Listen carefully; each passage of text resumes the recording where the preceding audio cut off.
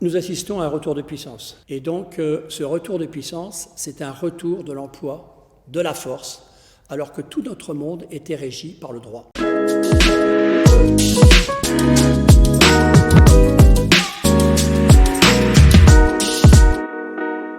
Je suis le vice-amiral d'escadre Gérard Vallin, un pingouin, c'est-à-dire un marin aéronautique naval, et actuellement, je suis le chef de la majeure enjeux et stratégie maritime de la section nationale de l'Institut des hautes études de défense nationale, qu'on appelle l'IHED.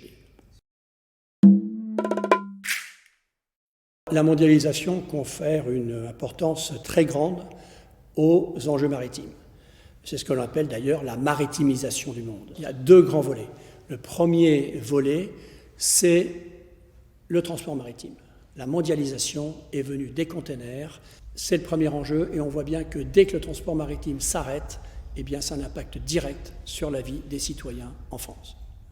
Le deuxième enjeu, c'est que les océans, les mers et les océans, sont devenus indispensables en termes de richesse. Pourquoi ? Parce que les terres ont été surexploitées par l'homme et que maintenant, nous avons absolument besoin, à la fois en termes de nourriture, à la fois en termes d'énergie, des océans pour prendre la relève de cette terre un peu épuisée.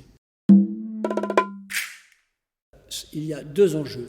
Le premier, ce sont les richesses que recèle notre espace maritime et qui sont de plus en plus convoitées. D'ailleurs, tous les États essayent de territorialiser la mer de façon à s'accaparer ces richesses maritimes.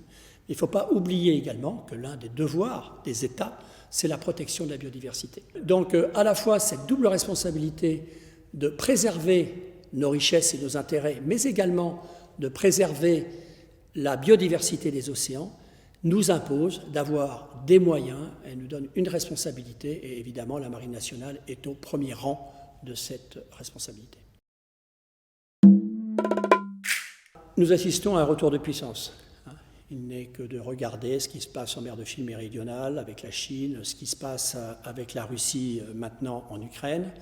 Et donc ce retour de puissance, c'est un retour de l'emploi, de la force, alors que tout notre monde était régi par le droit.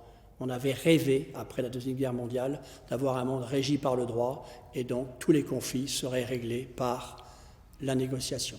Malheureusement, ce n'est plus le cas, et donc ça nous impose face à des États, mais pas seulement, on peut avoir aussi des organisations criminelles qui ont des moyens militaires très importants, ça nous impose d'avoir une supériorité technologique, et là, nos industriels de défense sont au premier rang, ils sont au cœur de la souveraineté de l'État, et ça nous impose donc d'avoir des moyens technologiques très importants pour faire face à un conflit de haute intensité qui peut arriver n'importe quand, et de plus en plus, le risque d'une dérive vers un affrontement réel est important.